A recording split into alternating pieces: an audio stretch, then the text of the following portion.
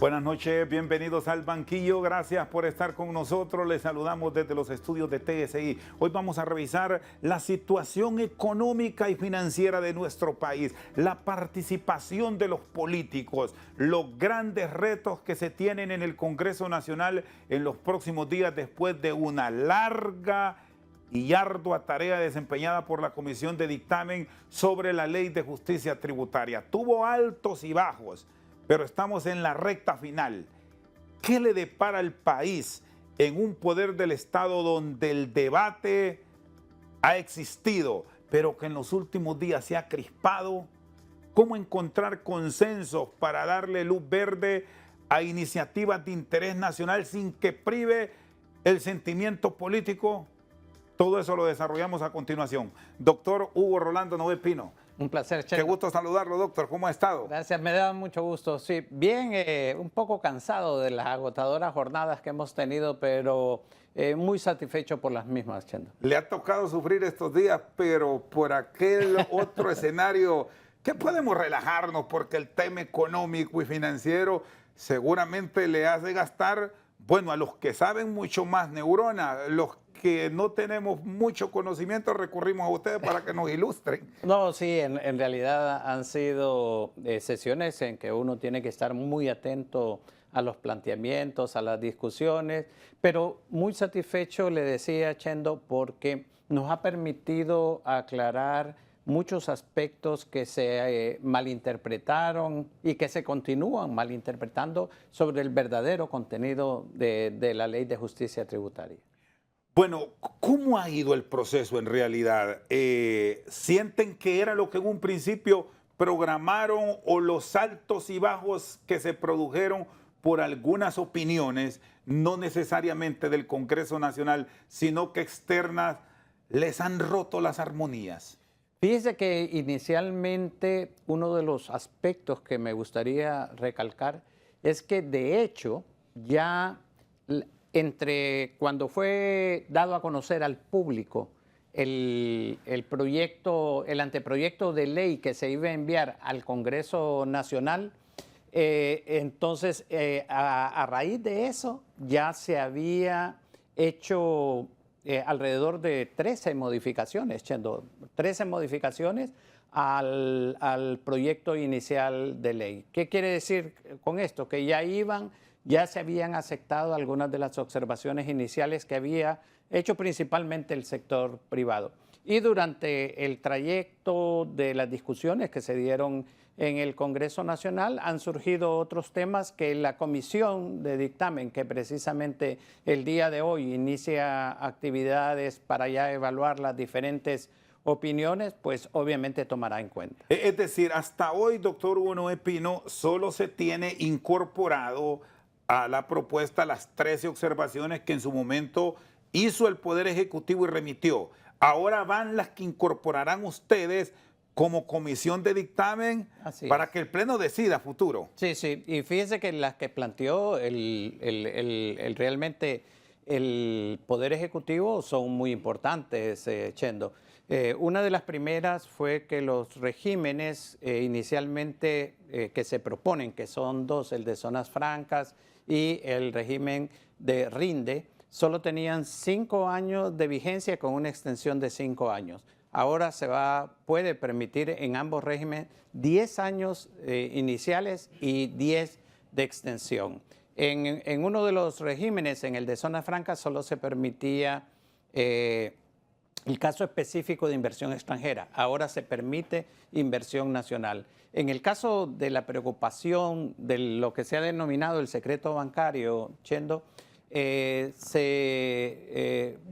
busca, y fue uno de los puntos importantes en las discusiones, que la información que va a manejar la autoridad tributaria correspondiente, en este caso el SAR, sea realmente información que tenga toda la garantía de confidencialidad y de reserva, de tal forma de que todo el mundo se sienta tranquilo. Ese elemento ya en el proyecto llevaba una alusión a que se va a hacer un protocolo conjuntamente con la Comisión Nacional de Banca y Seguros. Y así puedo citar varios elementos, pero estos cambios que se hicieron al proyecto que se dio a conocer al público son muy importantes. ¿Y qué pasa con los otros regímenes que ya están? Digo, son de 16 o 18, de esos que han permitido en los últimos años tener inversión en el país.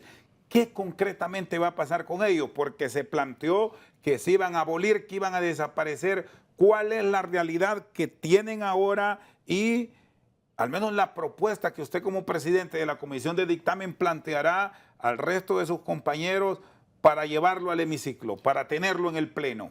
Esos regímenes continúan funcionando hasta el momento en que se extinguen de acuerdo a la ley. Hay algunos que terminan hasta 2036, otros 2032. Entonces van a continuar funcionando hasta esa fecha. Lo mismo los contratos de energía, que son PPA, que son a mediano plazo, muchas veces 10 años, 15 años. Entonces, desde ese punto de vista, yo he manifestado muy claramente de que no hay ningún motivo, razón o circunstancia que se pueda decir que un tan solo empleado va a ser despedido por motivos de la aprobación de la ley. Ahora, una vez concluido este periodo de los regímenes ya existentes, ¿qué pasa ya en el 2036, 2037? ¿Qué usted me da esos tiempos como fechas probables o límites?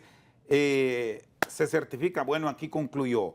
¿Pasan a una integración normal de la economía si es su derecho o podrían, bajo un nuevo concepto, reintegrarse a los que ahora mismo se están creando? ¿O hay alguna limitante? Su pregunta es muy importante, Chendo, por la siguiente razón. Mire, todos los países, y así nos lo dice la teoría de los incentivos tributarios deben de ser limitados en el tiempo y graduales también durante el tiempo. ¿Qué significa eso? Que no pueden ser indefinidos. Y en nuestro país han existido exoneraciones que vienen desde los años 80, de los años 90. Pero ¿qué es lo que pasa en estas circunstancias de acuerdo a lo que usted menciona? Los dos regímenes que van a quedar vigentes también tienen incentivos tributarios, no es que desaparecen completamente, pero se van a remitir claramente a nuevas inversiones, Chendo. Es decir, que haya nuevas inversiones de capital. El problema es que actualmente se establecieron exoneraciones de tal forma de que se mantuvieran sin el condicionamiento de que debe prestarse para nuevas inversiones. El tema del secreto bancario, que ha sido también otra de las polémicas, más allá de lo que incorporó ya el Poder Ejecutivo, porque hay una modificación de lo primario a lo que hoy tienen, me dice. Van a ser agregados ustedes, usted está obligado a la banca estatal por muchos años y al sector privado. ¿Qué cambios haría para dar muchas más garantías en este momento crispado de país, doctor? Uno de los elementos que vale la pena aclarar, Chendo, es el siguiente. Mire, el secreto bancario, desde el punto de vista general, es aquella imposibilidad que tienen las instituciones financieras de brindar información de sus ahorrantes. Aquí no estamos hablando de romper ese secreto bancario. Estamos hablando del acceso de la autoridad tributaria a la información que manejan los bancos, que esto existe en todas partes del mundo.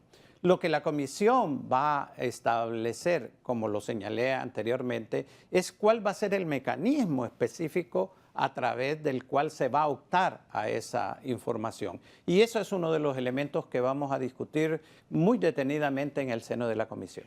Doctor, se consultaba por muchos sectores que ustedes se reunieron con ellos en estos regímenes especiales cuando habla de las zonas francas y del sistema RINDE, que solo están los conceptos generales, pero aquí hay que desglosar por aquello de las colitas que al final generan controversia.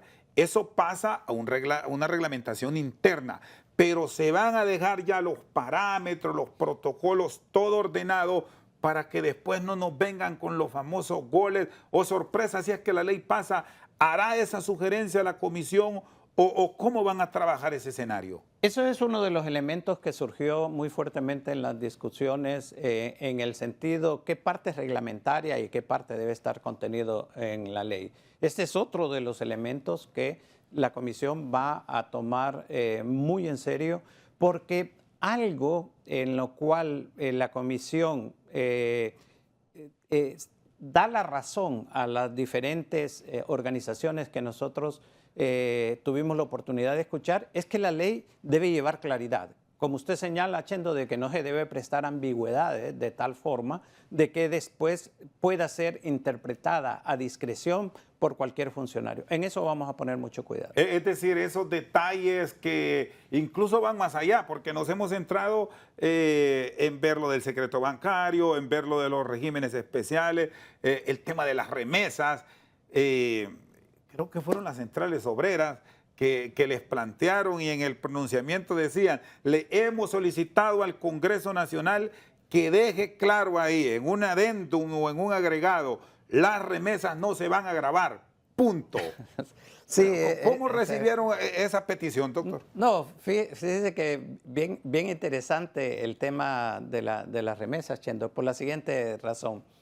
Esto está vinculado a la renta mundial, al cambio de renta territorial que fue establecido en el 2016 con el nuevo Código Tributario a renta mundial, en donde se toman en cuenta los ingresos que tienen las personas naturales y jurídicas de otras fuentes en el extranjero. Pero antes del 2016 que fuera aprobada esta reforma, por cierto que cuando se aprobó ese código tributario lo hicieron a puerta cerrada y lo hicieron completamente entre el sector privado y el gobierno. Entonces, en ese momento nosotros no teníamos renta mundial hasta el 2016. Y en ese momento nadie se preocupó de decir que las remesas estaban grabadas. Ahora ha surgido ese elemento que ha tendido a confundir tanto a los hondureños en el extranjero como a sus familiares. Nunca ha sido la intención del proyecto de ley grabar las remesas. Pero esa petición nosotros la tomamos muy en serio y dentro del seno de la comisión vamos a establecer mecanismos que nos permitan garantizarle a los hondureños y hondureñas que con mucho sacrificio envían su dinero a sus familiares y a sus familiares acá, que tal situación no va a ser afectada. Y eso sí se deja por sentado en caso de aprobarse la nueva ley de justicia tributaria, que si mandan $100, pues el equivalente al pago de esos $100 de divisa estadounidense se hará el reconocimiento aquí en Honduras. No se toca nada. No. Mire, Chendo, las remesas son sagradas. Las remesas no se pueden grabar en ningún momento. Más bien el esfuerzo que debemos hacer es tratar de disminuir las comisiones, que muchas veces llegan hasta el 20% de lo que deposita el hondureño. Eso nosotros lo garantizamos, no habrá ninguna afectación. Y mire qué interesante, porque una de las propuestas decía que pusiéramos literalmente, se exoneran las remesas familiares del impuesto sobre la renta. Pero exonerar significa que usted las tiene grabadas, lo cual no es cierto. Entonces tenemos que ser muy cuidadosos. O sea, ahí el adjetivo va a ser la clave, pero está definido que no se tocará. Así es, definitivamente. ¿Qué fondo sagrado, podemos decir? Exactamente, eso, que tenga la seguridad los hondureños en el extranjero y sus familiares acá, que esas remesas son sagradas. Nunca se pensó, no se ha pensado, y espero que ningún gobierno piense en el futuro grabar algo que es tan importante para el bienestar de la población. Muy bien, el doctor Hugo Rolando Noé Pino, vicepresidente del Congreso Nacional y actual responsable de la Comisión de Dictamen de la Ley de Justicia Tributaria aquí en Albanquillo. Una pausa, ya regresamos. Yo considero que estos avances que se han hecho en el campo energético, pero que requieren un poco más de tiempo, van a resultar en aspectos positivos. Nosotros en el Congreso Nacional, la Comisión de Energía, esta semana tiene una audiencia con el gerente en funciones de la ENE y el secretario de Energía para ver precisamente esos avances en cuanto a inversión, a reducción de pérdidas.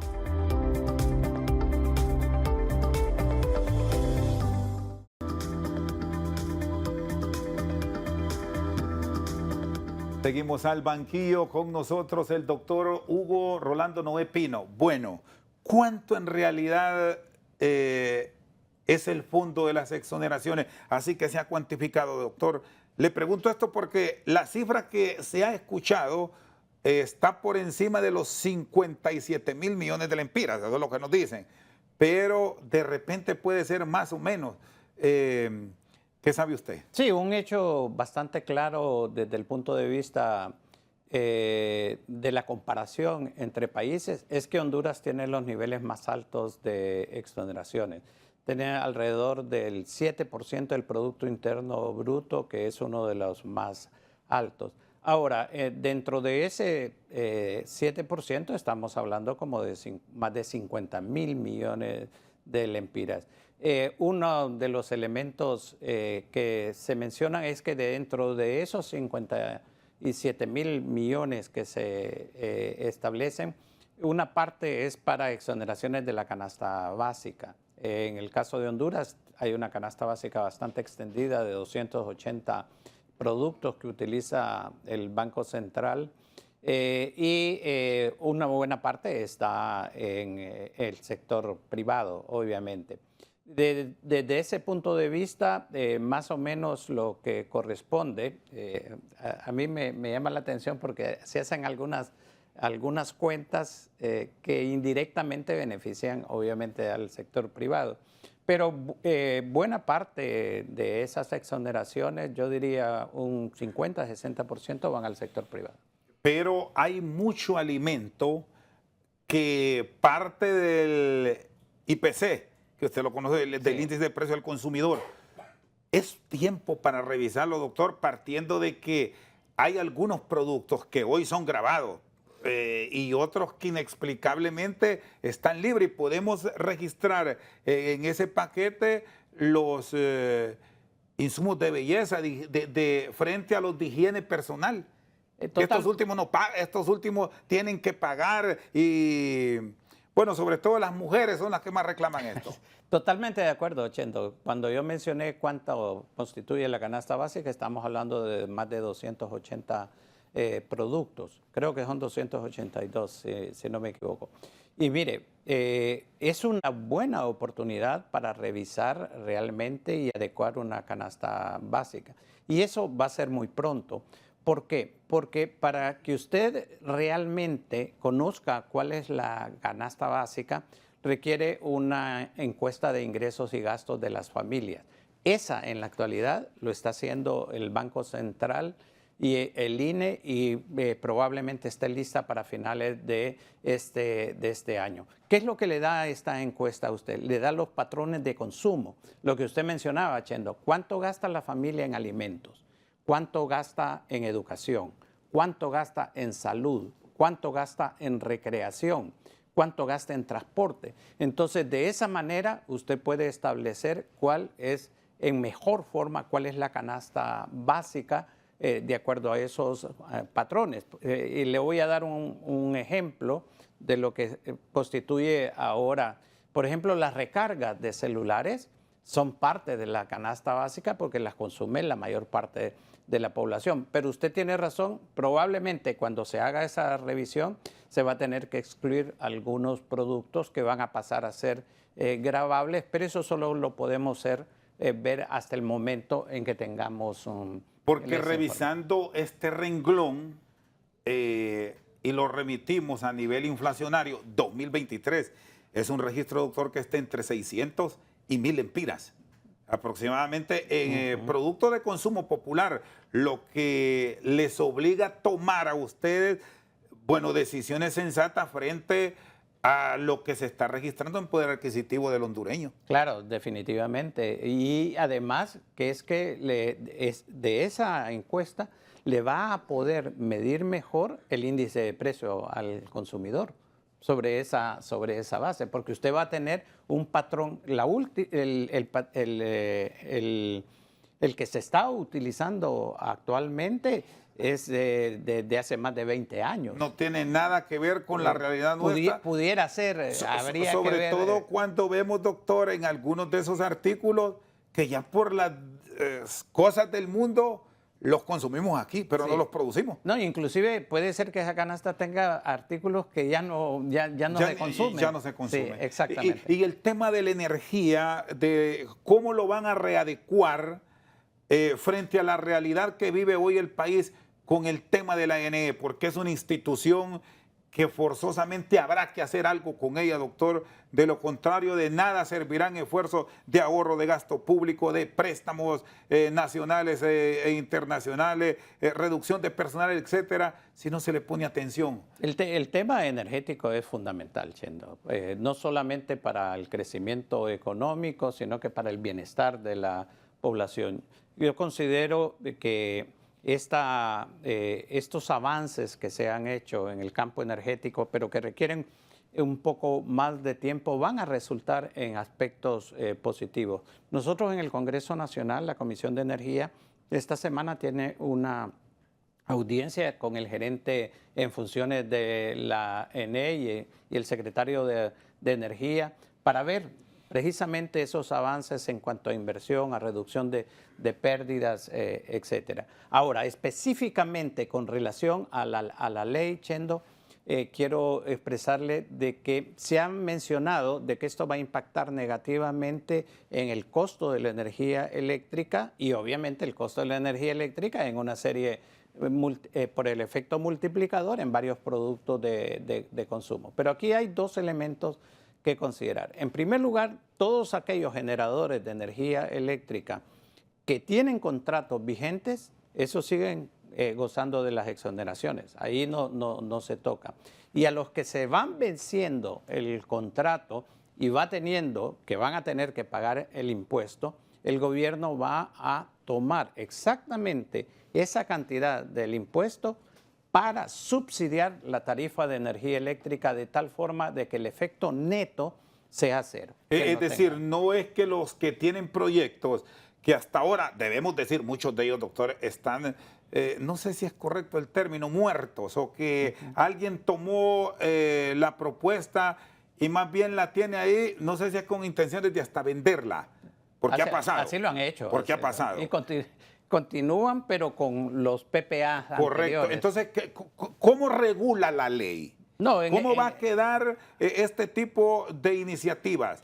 ¿Se las van a quitar o las van a mantener por cierto tiempo y si no las ejecutan, pues el Estado las toma? Bueno, eso sí está contemplado realmente en la ley de energía que se aprobó el año pasado. Es decir, cierto tiempo, si ya es la APP de Santa Rosa de Copán, por dar un lugar. Y ahora en mayo se estaban venciendo. Si no opera ahora, si no inicia operaciones, entonces ahí está claro. Sí, está bastante claro, bastante claro. Ahora, supóngase una que entró en operaciones y que hasta ahora va a comenzar, que estaba construyendo y hasta ahora va a empezar a importar combustible. Ellos van a pagar, una vez aprobada la ley, van a pagar el impuesto sobre venta, pero el monto de ese impuesto se va a utilizar para subsidiar la tarifa de energía eléctrica de tal forma que no tenga ningún efecto. ¿Y tiene el Estado, doctor, las capacidades para ese tipo de regulación? Porque ahora que introducimos al diálogo el tema de los combustibles, ese es el otro gran dolor de cabeza histórico, que aquí llega combustible bajo exoneración para proyectos determinados, pero terminan en tanques de vehículos y ahí sí ve el impuesto. Pero ese es el mecanismo, esa es la forma como usted... ¿Por qué? Porque se ha detectado que enormes cantidades... O sea, ese traslape sigue. No, pero eso es lo que se va a evitar con la aprobación de la nueva ley. Va a seguir con los contratos de PPA actualmente vigentes, porque usted no puede... uno de los elementos importantes, ya que lo menciona lo de energía, es que esta ley garantiza los derechos adquiridos, Chendo, de las empresas. ¿Qué quiere decir? Que si usted recibió un contrato, supóngase usted 12 o 15 años como generador de energía eléctrica y en ese contrato le decían que usted estaba exonerado del impuesto sobre venta a la importación de combustible, hasta que no se le termine, no continúa gozando de eso. Ahora, los nuevos sí realmente van a tener que pagar. Ahora, sí es importante la decisión del gobierno que en todos los regímenes especiales, Chendo, se van a hacer auditorías de tal forma de evitar los abusos. Y yo creo, y se lo voy a decir con toda sinceridad, porque yo no he encontrado en el contenido de la ley elementos que me digan a mí por qué tanta oposición de cierto sector a la ley. Y yo creo que en el fondo a lo que le tienen miedo es a las auditorías que se van a hacer a partir de la aprobación de la ley, que van a tener como consecuencia la posibilidad de que si no están cumpliendo con la misma, entonces se le cancelen sus beneficios. Ahora, doctor, este último elemento, pero solo la ley ya lo contempla, de que si hay alguien que esté abusando perfectamente, el Estado con su sistema de administración de rentas y el mismo sistema de aduana va y presenta ante el Ministerio Público que esta empresa determinada ha cometido errores o tiene faltantes o no cuadran sus números sobre este caso y se procede. Entonces el sector privado dice, ¿para qué todo esto que están planteando ustedes? Si este elemento que usted me señala,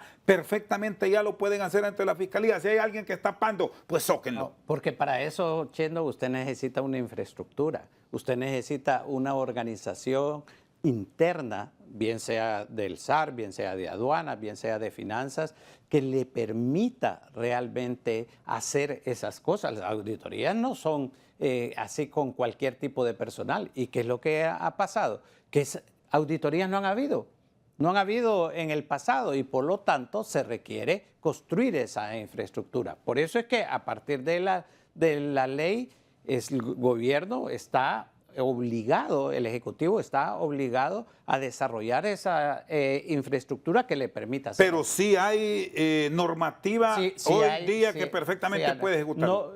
Sí hay normativas, en efecto, sí, en el Código Tributario hay sanciones y todo, pero a partir de ahora se van a desarrollar con mayor fuerza. Muy bien, el doctor Hugo Rolando Noé Pino con nosotros al banquillo. Una pausa, ya regresamos.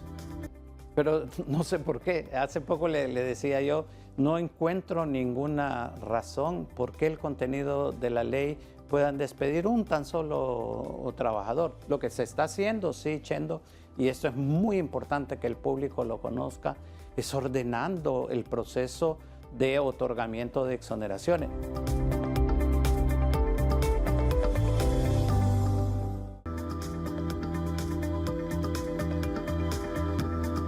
Sigue con nosotros el doctor Hugo Noé Pino. ¿Qué sigue ahora? ¿Han terminado ya el proceso de socialización? ¿Con cuántas organizaciones se reunieron? Nos reunimos con 22 organizaciones y hemos recibido comentarios por escrito alrededor de, hasta la fecha, 8 organizaciones y tienen hasta el miércoles las organizaciones para enviar comentarios.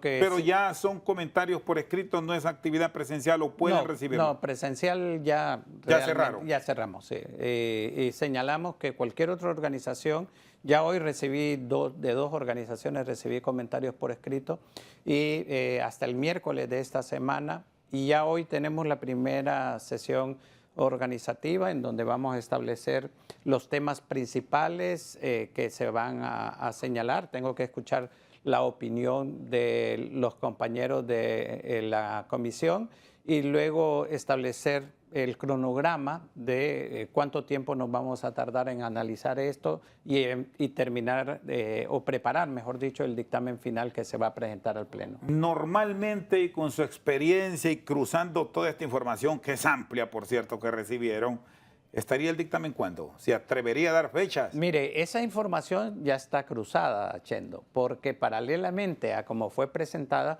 fuimos equipos técnicos trabajaban. Exactamente, sí. Y técnicos y legales. Establecimos una matriz en donde se iban incorporando los comentarios. Ahorita, por ejemplo, le digo yo, artículo 15, ¿Quiénes han hecho comentarios? Y la matriz ahí se lo dice y le dicen qué dirección. Entonces eso nos va a facilitar mucho el trabajo a la comisión. Es más, ya sabemos más o menos los puntos principales. Usted los tocó en la primera parte del programa, las preocupaciones. La esencia que tiene la ley, lo demás son elementos que se van adhiriendo a lo central. Exactamente. Y algunos de redacción, Chendo, también, de que quede más claro, establecido. Por ejemplo, no tocamos lo que se señala con derechos de antigüedad, derechos adquiridos, mejor dicho. En este caso, se nos ha solicitado que hagamos una redacción de tal forma de que no quede, vaya a quedar ambiguo a interpretación. Eso lo vamos a considerar. Recuerde que el Congreso también tiene sus asesores legales. Entonces, los asesores legales, que es la gerencia legislativa del Congreso, va a analizar también con nosotros, los que no somos abogados, estas recomendaciones que tienen que ver con las normas legales. Y luego, los otros aspectos de fondo que sí ya tienen que ver con propuestas específicas. Visto el dictamen que estará quizás para junio, va a consulta a la Corte por el tema del Código Tributario, que puede ser objeto de modificación para una opinión, debemos decir, doctor, eminentemente ilustrativa, o no está considerado. No, ya se fue la ya se fue la consulta a la Corte. No ha nos respondido. Ha contestado, pero bien. ya Ahora, doctor Pino, en todo esto que se discute, el sector privado insiste que están creando una ley leonina que va a generar desempleo, que no va a ser un atractivo para la inversión. Pero no sé por qué. Hace poco le decía yo, no encuentro ninguna razón por qué el contenido de la ley puedan despedir un tan solo trabajador. Lo que se está haciendo, sí, Chendo, y esto es muy importante que el público lo conozca, es ordenando el proceso de otorgamiento de exoneraciones. Mire, aquí hay cerca de 300 leyes que dan exoneraciones. Aquí da exoneraciones la Secretaría de Desarrollo Económico, da la Secretaría de Agricultura, da exoneraciones Turismo, da exoneraciones Finanzas.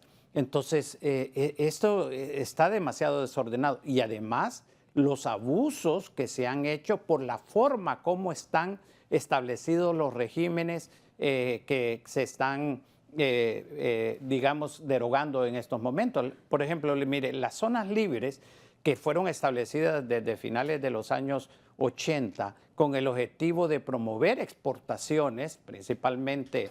Ahora hay empresas en las zonas libres que dedican el 100% de su producción para el mercado interno. Hay en otras empresas, en otros regímenes que se buscaba promover el turismo, hay empresas de construcción, empresas de alquiler de carros. Eso es totalmente distorsionar. Y mire el punto principal, ¿y por qué lleva el lema de justicia tributaria?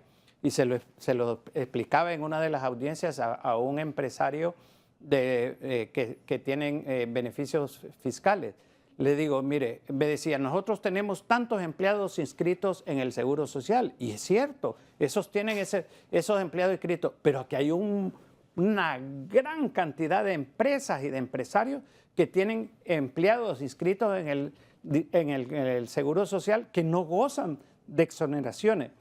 Entonces, mientras unos grupos han estado por muchos años con muchas arbitrariedades, porque muchas de los regímenes y de las ampliaciones y de las amnistías y todo fue hecho en base a compadrazgo político, cosas que no se han mencionado mucho, Chendo, que son formas corruptas de ejercer el poder en el país y eso ha beneficiado a ciertos sectores. Entonces, el contenido de la ley no afecta en ningún momento la inversión. Sí afecta privilegios y por eso es que muchos de ellos se oponen. Doctor, y el tema del impuesto sobre venta, porque el sector privado lo ha planteado. Hablemos de justicia, dice, ¿por qué no vamos por esa ruta? De bajar el impuesto del 15 a un 12, decían ellos. Otros especialistas hablaban que eso resulta complejo por aquello que ya está el presupuesto aprobado y hay definiciones dónde va esa plata. Pero sí pueden hacer un esfuerzo para bajar 1.5, hablaban. ¿Es viable esto que plantea el COE? Y agrego el tema de la tasa de seguridad que nos dejó hundidos. No sé si hasta el 2029 o hasta el 2030 y en un castizo puro, aquí solo la vemos pasar. Bueno, con respecto a la tasa de seguridad, usted lo ha mencionado, Chendo, el problema de eliminar la tasa, como ha sido propuesta en varias de las audiencias, es que la tasa está endeudada hasta dentro de 10 años. Entonces no se puede eliminar porque hay que pagar esa enorme deuda. Pero sí puede poner un alto mediante una propuesta que más allá de este tiempo, por ahora no se endeuda, porque el detalle es que ese es un fondo activo y casi, bueno, un fondo seguro. Y los bancos perfectamente, tanto nacionales como extranjeros, usted lo conoce, con esa garantía prestan. Pero sí, lo que yo no entiendo es el porqué de una propuesta que, si interpreto bien su pregunta, usted diría, dentro de 10 años se va a eliminar la tasa de seguridad. ¿Esa sería la propuesta? Sí, sería una propuesta, una consulta. Sería una consulta pero eso no... ¿Es imposible eso? No es que sea imposible, sino que no es lo que usted determina en la política fiscal. Usted determina una política fiscal una vez que tiene la situación ya resuelta, cercana. Sí. Usted no puede decir así al final. Ahora, yo he visto varios titulares en algunos medios de comunicación con respecto, no dan cuenta de 2.500 millones de la tasa de seguridad. Sin embargo, Chendo, ese dinero de la tasa de seguridad está entrando a la cuenta única del gobierno. No es que nadie, antes la manejaba un fideicomiso y hacían lo que querían con ella, pero ahora no, esos recursos están a la cuenta principal de la Tesorería General de la República. Entra y se paga porque está con deuda. Entra y se paga la deuda y si acaso sobrase, que no creo, entonces entra para los diferentes gastos. ¿Y el tema del impuesto sobre venta, doctor? En el impuesto sobre la venta, mire, aquí hay dos cosas. Usted conoce la enorme cantidad de deuda que se está pagando. Hace poco hablábamos de exoneraciones. Se están pagando casi 53.000 millones de lempiras en servicio de la deuda. Usted sabe la enorme demanda social que hay en cuanto a rehabilitación de escuelas, en cuanto a medicinas en los hospitales, en toda una serie de aspectos. ¿Cómo se va a reducir en estos momentos una cantidad que significa alrededor de 10.000 millones de lempiras? Más del 1.2% del Producto Interno Bruto. Yo les he dicho que yo plantearía eso. No es contenido de la ley, pero si ellos lo están proponiendo para la ley, lo plantearía eso, siempre y lleguemos a un acuerdo de aumentar el impuesto sobre la renta a las personas jurídicas un 5% adicional. Doctor, ¿y los acreedores internacionales han revisado ustedes como, usted asesora, me imagino que le consultan los del gabinete económico por sus conocimientos, readecuar ese servicio de la deuda que me dice que está arriba de los 53.000 millones, dadas las circunstancias críticas de país? ¿Lo han planteado al Fondo Monetario?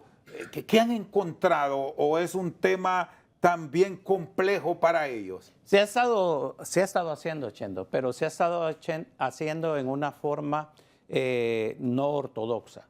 Generalmente lo que significa es seguirse endeudando hacia afuera, a tasas de interés mayores o en condiciones muy complicadas.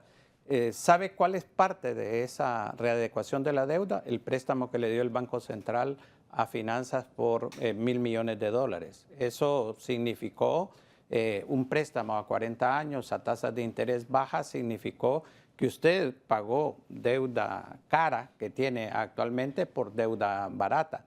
Y el gobierno también, al disminuir el déficit fiscal, fíjese que el déficit fiscal el año pasado estaba programado como alrededor de 5% para el gobierno central y terminó 0.3%. Entonces, hay diferentes mecanismos que han permitido esa renegociación o readecuación, mejor dicho, porque no es renegociación, es readecuación de la deuda. Y ahora se están buscando mecanismos adicionales de financiamiento, como es la Corporación Andina de Fomento. Perfecto. Vamos a hacer la pausa porque con esto quiero cerrar. ¿Y qué les depara mañana? ¿Están preparados para ese debate, doctor? ¿Van a convencer a los liberales? ¿Debe o no aprobarse el acta? Este es todo un problema que se ha generado tras la aprobación de la incorporación de Honduras a la Corporación Andina de Fomento. La sesión se cerró. ¿Qué le depara mañana a los congresistas en el hemiciclo? Ya se los contamos. Lo que me parece es que independientemente del suceso que ocurrió con el ministro del SAR, si ellos votaron por la incorporación era porque estaban convencidos de que esto va a ser beneficioso para Honduras. Y aprovecho aquí, este no es un gasto, este es una inversión financiera que está haciendo Honduras de pertenecer a una institución como el CAF.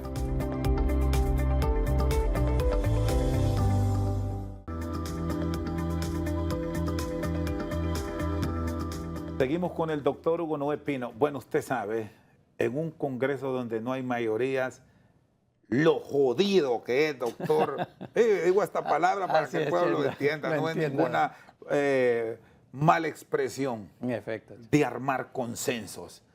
Siente que después de este trabajo con la Comisión de Justicia Tributaria, las declaraciones de Marlon Ochoa, que ha estado en el acompañamiento y se ha convertido en un interlocutor con los diputados, después los va a ofender por el tema de los disque canonjías del pasado, pero ellos le habían apoyado la integración de Honduras a la Corporación Andina de Fomento. Ahora eso está en punto muerto. ¿Les enreda todo esto a ustedes, doctor? Bueno, yo diría, Chendo, no únicamente por la participación de Marlon. A mí me ha extrañado un poco porque él inclusive ya se disculpó públicamente. Eso de aceptarse esa disculpa debería de hacer reflexionar a la bancada liberal, que lo que apoyó en un primer momento lo puede volver a apoyar ahora.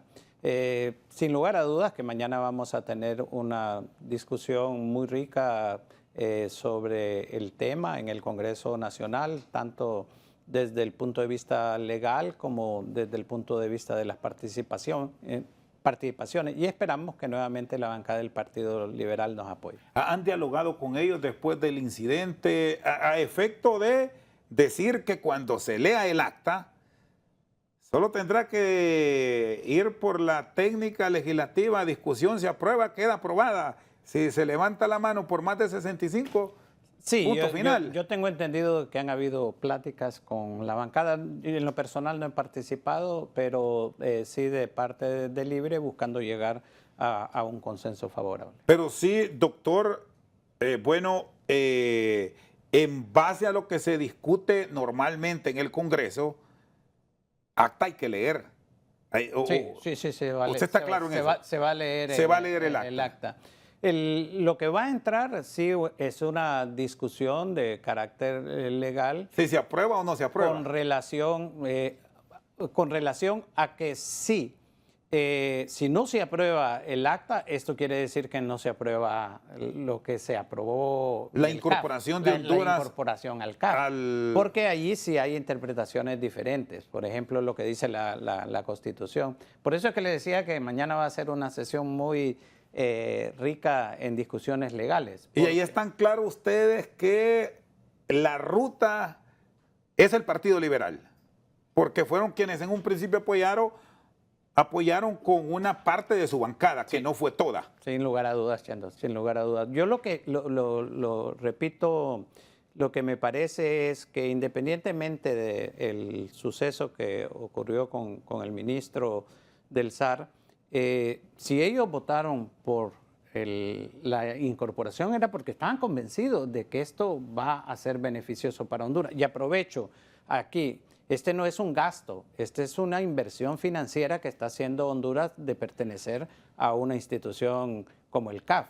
y en segundo lugar la ampliación que se da. Entonces, si ellos estaban convencidos de que esto es un beneficio para Honduras, yo creo que van a estar convencidos mañana. Porque aquí el escenario que plantean y han sido sus compañeros, bueno, incluso hasta de partido, si usted fue liberal, Sí, doctor aspirante a la presidencia por ese instituto político en su momento, hoy les tengo mucho aprecio es a todos. una ofensa. Es que en su cara, aquí como estamos nosotros, y en su casa, donde usted tiene todo para tomar decisiones, yo vaya a cometer improperios en su contra. No, y sea duro en... Pero mire, yo creo que allí hay que diferenciar dos cosas. Lo que Marlon planteó, y a mí me llama la atención esto, fíjese que todo el mundo se concentró en el hecho de que se retiraron las bancadas, pero muy pocos se han concentrado en qué fue lo que dijo Marlon en ese momento. Porque Mario Segura, que es el jefe de la bancada del Partido Liberal, ha dicho que él se sintió agraviado. Bueno, yo no sé por qué, porque lo que hizo Marlon fue señalar una serie de decretos que habían sido aprobados por el gobierno anterior después de las elecciones, en donde se les daban beneficios a determinadas empresas. Entonces, él mencionó las comisiones y cómo estaban formadas. Y les dijo ahí que quizás fue lo que no les gustó y muchos que están aquí hoy estuvieron de acuerdo y no dijeron nada. Pero él no dijo cómo habían votado cada uno de ellos. Entonces, en algunas partes sí lo dijo, pero en otras no. Pero mire, la cuestión es ver si eso era cierto o es mentira. Claro, se sintieron ofendidos y por eso se levantaron y por eso Marlon fue bastante claro en pedir disculpas. Yo lo que vuelvo al punto es, si votaron por la adhesión de Honduras al CAF, no hay ninguna razón para que no vuelvan a votar por esa misma adhesión. ¿Qué tan difícil es hacer lobby en el Congreso en estas circunstancias? Convencer, doctor, bueno, para mayorías mecánicas. Mire, una de las cosas que tenemos que reconocer es que el Libre no tiene ni mayoría simple en el Congreso Nacional y eso hace más complicada cada aprobación. Teníamos una alianza con el Partido Salvador de Honduras y todo el mundo conoce ya pues que esa alianza desapareció. Entonces, cada vez que hay que aprobar algo, hay que hacer una labor de cabildeo muy fuerte.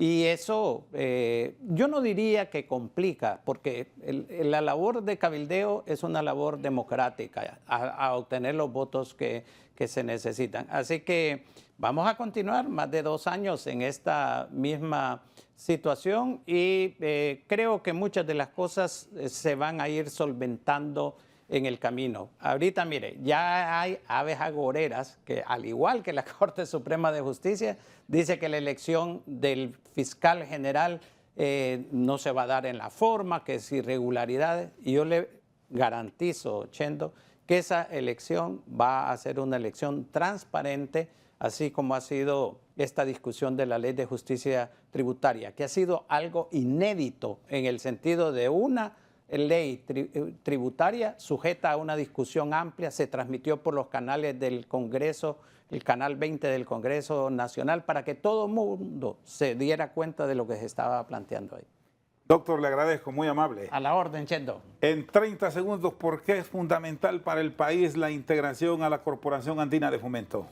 Porque nos hable la posibilidad de que en caso de ser necesario poder contar con más recursos para proyectos de largo plazo y es mucho mejor que ir al mercado internacional con bonos soberanos, dado la calificación de riesgo país que Honduras tiene. Muy bien, el doctor Hugo Rolando Noé Pino con nosotros esta noche al banquillo. Por su sintonía, muchas gracias.